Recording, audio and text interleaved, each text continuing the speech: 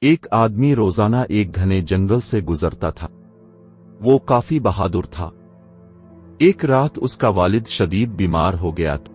اس گاؤں کے ایک حکیم نے اس سے کہا کہ اس طرح کرو کہ شیر جا کر ایک بڑے حکیم صاحب کو بالا کر لاؤ۔ رات شدید گہری، بادل گرج رہے تھے اور بجلی شدید قسم کی چمک رہی تھی۔ وہ آدمی اپنے والدین سے بڑا پیار کرتا تھا۔ حکیم صاحب نے کہا کہ اگر تم اسی وقت نہیں جاؤ گے تو تمہارے والد صاحب مر جائیں گے۔ اپنے والد کی حالت اس سے یہ دیکھی نہیں جا رہی تھی اور وہ بلا خوف اپنا خنجر لیے گھنے جنگل کی طرف چل پڑا۔ شیر کا راستہ اسی جنگل سے نزدیک لگتا تھا۔ وہ اپنی منزل کی طرف شدت سے جا رہا تھا۔ اس جنگل میں خون خوار جانور، درندے بھرے پڑے تھے۔ وہ آدمی چلتے چلتے ایک جگہ پر رک گیا۔ ایک خوفناک آواز اس کے کانوں میں آئی، جو کوئی شدت سے چنگاڑ رہا ہو۔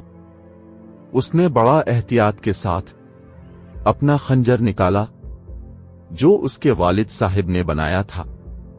وہ خنجر اتنا نوکدار اور نوکیلا تھا کہ تھوڑا سا بھی خام لگ جائے تو خون کے فوارے پھوٹ پڑتے تھے۔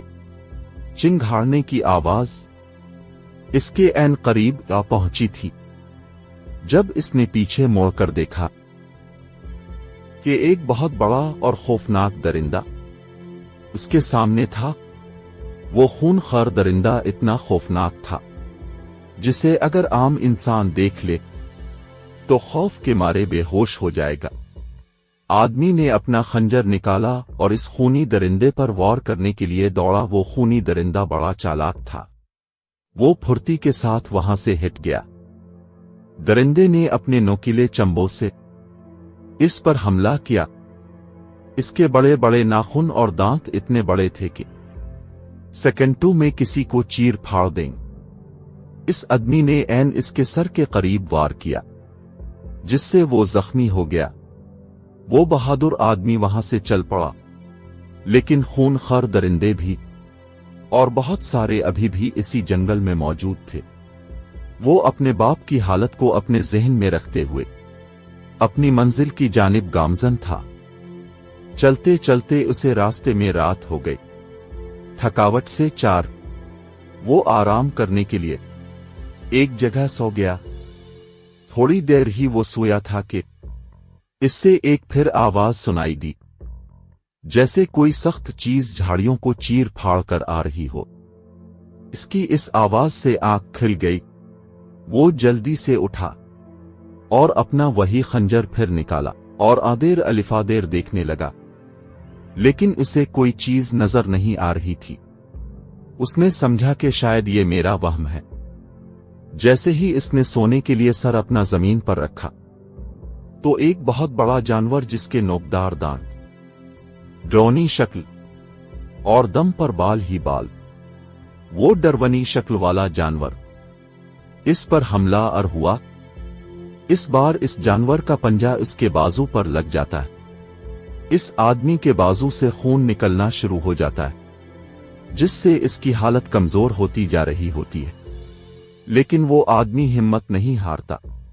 وہ ایک دم پائرتی کے ساتھ ایک درخت کا سہارا لے لیتا ہے اور جلدی کے ساتھ تیر کماد نکالتا ہے اور سیدھا اس وحشی درندے کے سامنے کرتا ہے۔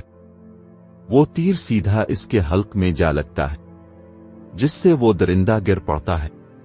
وہ آدمی جلدی سے اٹھتا ہے اور اپنا خنجر نکال کر اس درندے پر وار کرنا شروع کرتا ہے۔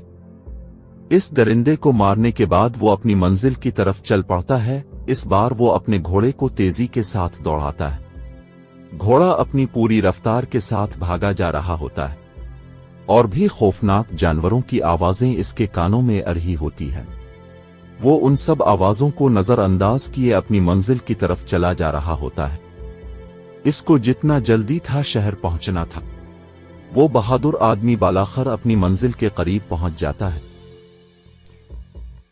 ناظرین، کہانی ابھی جاری ہے۔ اس چینل کو سبسکرائب کر لیں، آپ کی بہت مہربانی ہوگی۔ انشاءاللہ نیکسٹ پارٹ بہت جلد آنے والا ہے۔ اس چینل سے جڑے رہیے۔